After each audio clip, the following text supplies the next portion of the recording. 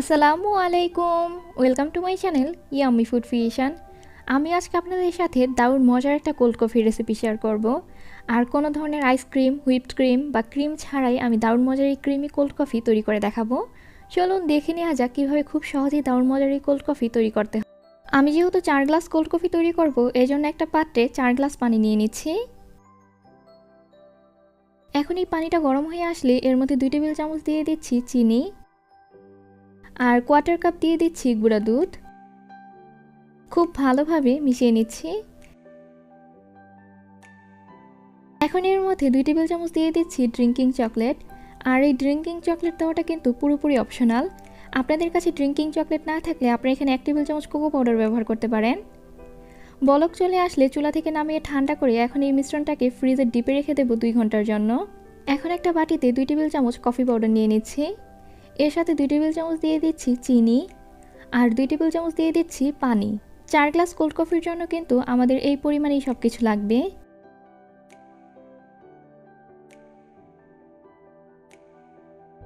এখন একটা বিটারের সাহায্যে বিট করে নিচ্ছি যতক্ষণ না পর্যন্ত এই কফির মিশ্রণটা একদম ক্রিমের মতো হয়ে আসে।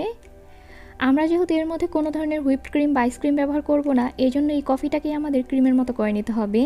আর এই কফির ক্রিমের কারণেই কিন্তু এই কোল্ড কফিটা খেতে একদম ক্রিমি লাগবে, আর বোঝাই যাবে না এর মধ্যে কোনো ধরনের আইসক্রিম ব্যবহার করা হয়নি। যখন এইরকম ক্রিমের মতো হয়ে আসবে তখন এই কফির মিশ্রণটাকে একটা সাইডে রেখে দিচ্ছি। আপনারা চাইলে কফির এই মিশ্রণটাকে ফ্রিজের নর্মালি 3 দিনের মতো সংরক্ষণ করতে পারেন।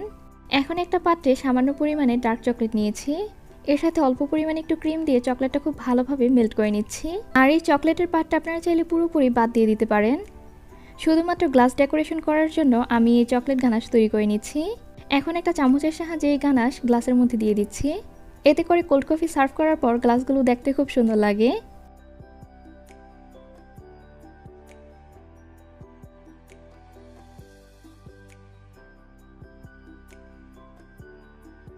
এখন এই প্রতিটা গ্লাসে 1 টেবিল চামচের মতো করে কফির মিশ্রণ দিয়ে দিচ্ছি।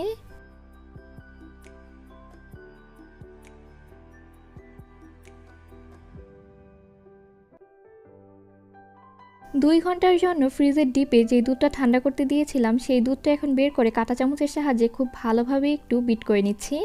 এখন বিট করে নেওয়া এই দুধ গ্লাসে দিয়ে দিচ্ছি।